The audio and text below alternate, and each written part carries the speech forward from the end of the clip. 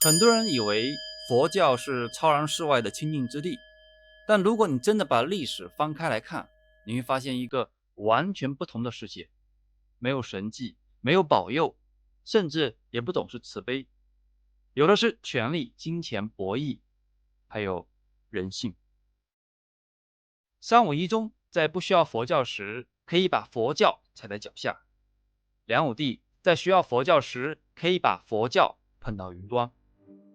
这一集我们再讲一个历史真相：佛像其实不是佛陀时代的产物。我们刚讲了梁武帝，南朝喜欢清谈义理，辩论佛法，而北朝是鲜卑拓跋氏建立的政权，统治者只是把佛教当作巩固统治的工具，对形而上的理论探讨兴趣不大。北朝更注重修禅定、守戒律，还有最重要的造像，所以才有了云冈石窟、龙门石窟。北朝为什么喜欢造佛像呢？因为他们相信造像积累功德。对他们来说，玄妙的佛理太过复杂，造像却是看得见、摸得着的虔诚。但问题在于，在佛陀那个年代，其实有着严格的禁忌，绝不直接表现佛陀的具体形象，因为他们觉得佛陀已经涅槃了，超越了世间一切的形态，你用任何具体的形式去描述它，都是一种局限，也不尊敬。那时的信徒们又是如何表现佛陀的存在呢？他们选择用一系列含蓄的象征符号，一棵菩提树代表佛陀在树下悟道，一个法轮象征佛陀初次宣讲佛法，有时是一双佛脚印，甚至仅仅是一座空置的法座。这种表达方式克制而充满想象，只暗示佛陀曾降临于此，却始终不显露他的容貌。那时候没有立佛像有功德这样的说法，也就是说，佛陀上天讲法，信徒们思念佛陀，然后开始建造人间的佛陀塑像，还有大昭寺的佛陀真身像。类似这样的故事，都是几百年后的再创造。不立佛像这一古老传统，最终被彻底打破，是因为内外两大关键的推动力。内在的核心原因是因为大乘的兴起，早期的佛教教义更侧重个人修行与自我解脱，这些教义被后来兴起的大乘略带贬义的称作小乘，而大乘的核心是普度众生，要带领所有的生命一起走向觉悟。佛陀的形象逐渐被神化，他不再只是人间导师，而是拥有无边法力，值得信徒虔诚礼拜与祈祷的神圣存在。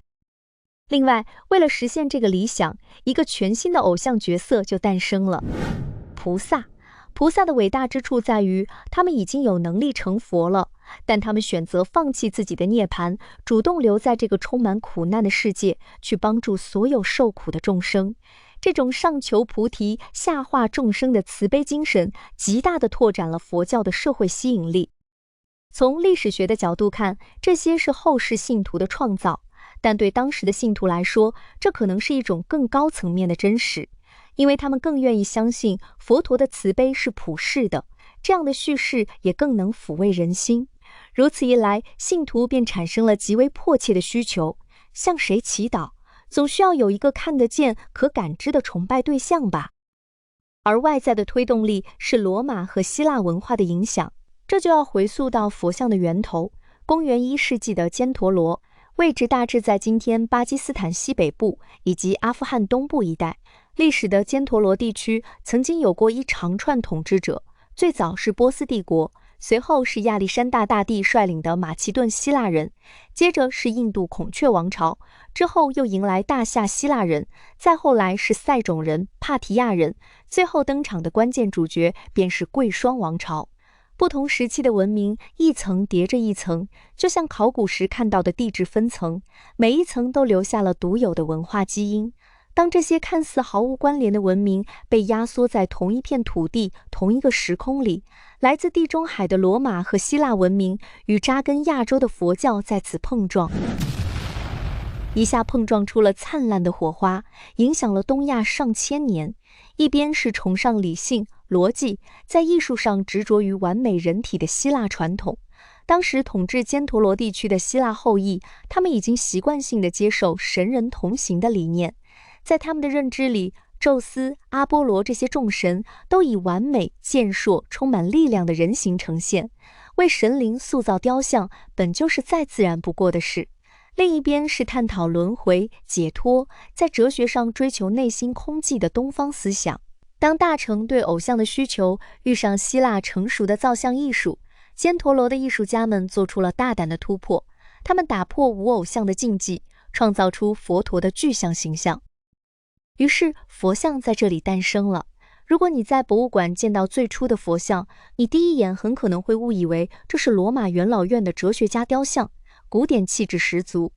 它有着高挺的鼻梁、深邃的眼窝、纤薄的嘴唇，头发是细密的波浪卷发盘于头顶，身上穿的也不是印度传统僧衣，而是类似古罗马的长袍托枷，衣纹厚重，褶皱清晰，完全是地中海风格的外表。可再细看细节，佛教的内核便显露无遗。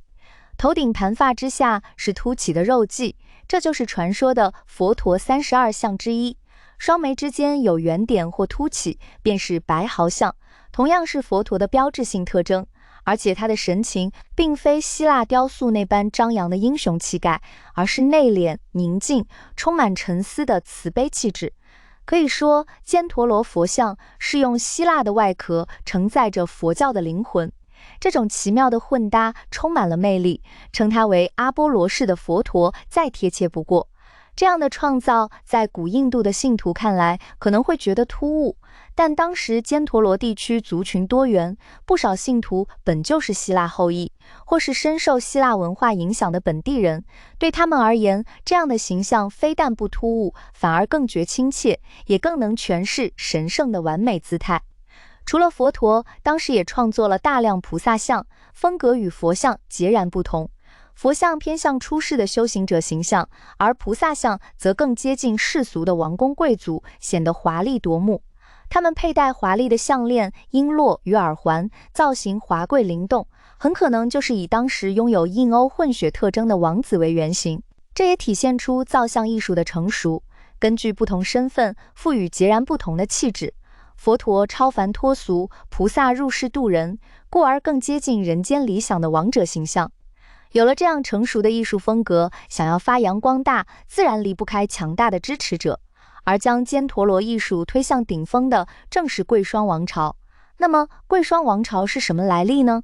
他们最早是从中国敦煌、祁连山一带西迁的游牧民族，属于月支人的一支，是一支被匈奴驱逐的部落。简单来说，月支人西迁后征服大夏，在今天的阿富汗北部立足。其中，贵霜部落统一5部月支，最终建立了贵霜帝国。当时的贵霜帝国疆域横跨中亚与南亚，扼守丝绸之路要冲，是与东边的汉朝、西边的罗马和安息帝国并列的世界4大帝国之一。四方商队、僧侣、使节在此汇聚，带来财富与文化交流，空前开放繁荣的环境，为艺术创作提供了绝佳土壤。公元1世纪至3世纪中叶，政治稳定，经济繁荣，统治者推崇，共同铸就了犍陀罗艺术的黄金时代。而将犍陀罗艺术推向巅峰的关键人物，便是贵霜第3代国王迦膩色迦王。他在佛教史上的地位堪比孔雀王朝的阿育王，也被后人称作第2阿育王。他虔诚信佛，大力扶持佛教，并将首都定在如今的白沙瓦，也就是犍陀罗的核心区域，让这里同时成为政治与文化中心。考古学家在迦膩色迦时期修建的佛塔遗址中，发现了一件青铜舍利盒，盒上不仅刻有佛陀与诸神形象，还留有迦膩色迦王的名号，是现存最早有明确纪年的犍陀罗艺术品之一，直接见证了那个时代的辉煌。文明有兴盛，便必有衰落。犍陀罗的辉煌在公元5世纪左右走向了终点。一支来自中亚的游牧民族白匈奴大举入侵，与推崇佛教的贵霜人不同，白匈奴对这里进行了毁灭性的破坏，无数佛塔与寺院被夷为平地。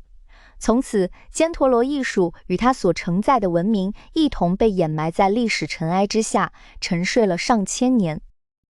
而犍陀罗独特的艺术风格并没有就此沉寂，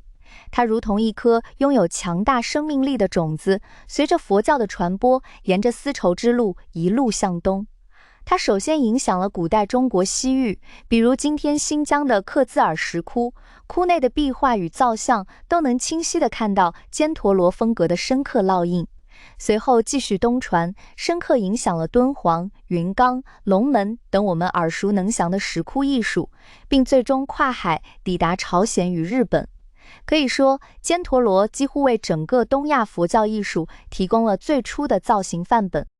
我们今天所见的诸多佛像，追根溯源，都能找到那张希腊面孔的祖先。也就是说，我们现在看到的佛像、菩萨像，在佛陀那个年代并不存在，而是几百年后融合了希腊、罗马、波斯和印度的文化，再结合大乘的见相功德理论，最终成了王公、大臣、百姓们顶礼膜拜的对象。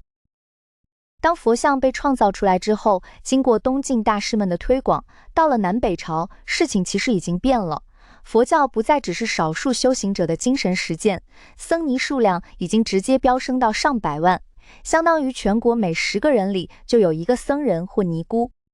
但问题是，这么多人，朝廷要如何管控？几百万僧尼自诩出世之人，理论上不受世俗法律完全约束，放任不管，必成大患。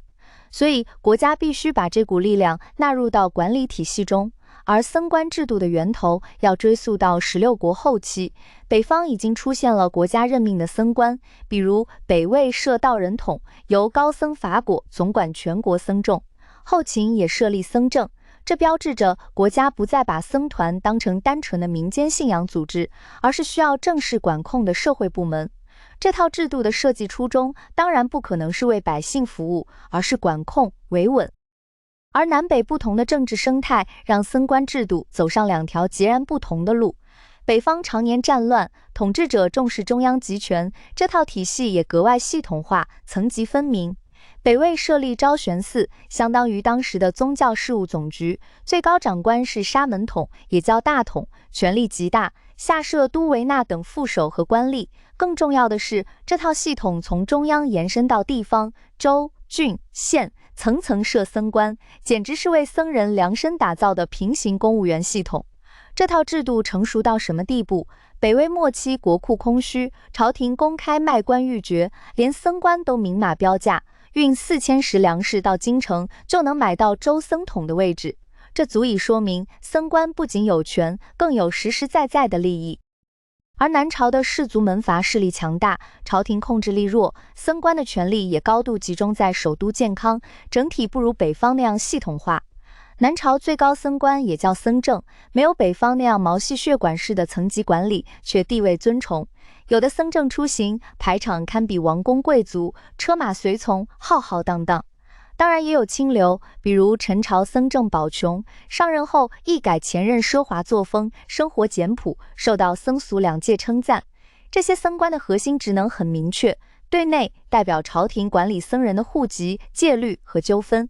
对外做朝廷和庞大僧团之间的桥梁。朝廷没有硬把僧人塞进现成的官僚体系，而是单开了一个平行系统，看似独立，最终控制权却牢牢抓在手里。就这样解决了这些方外之民的管理难题。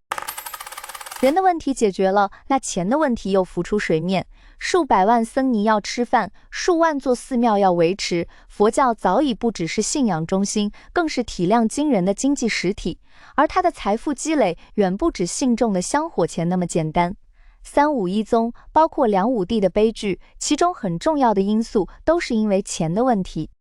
那时候，寺院掌握大量权贵和信徒捐赠的土地，更重要的是，这些土地都免税。除了土地，寺院的商业头脑更是超乎想象。南朝的很多大寺院都开了智库，也就是我们现在说的当铺，包括梁武帝时期也有无尽藏。可以说，当时的寺院已经充当了社会的金融机构。而北朝的寺院经济比南朝更硬核，甚至称得上独立的经济王国。这离不开2个独有的制度，僧祇户和佛徒户。这让北朝佛教直接掌握了海量土地、劳动力和粮食，是南朝寺院比不了的。僧祇户大多是政府俘虏或控制的普通民户，他们被整户划拨给佛教管理机构僧曹，不用再向国家纳税。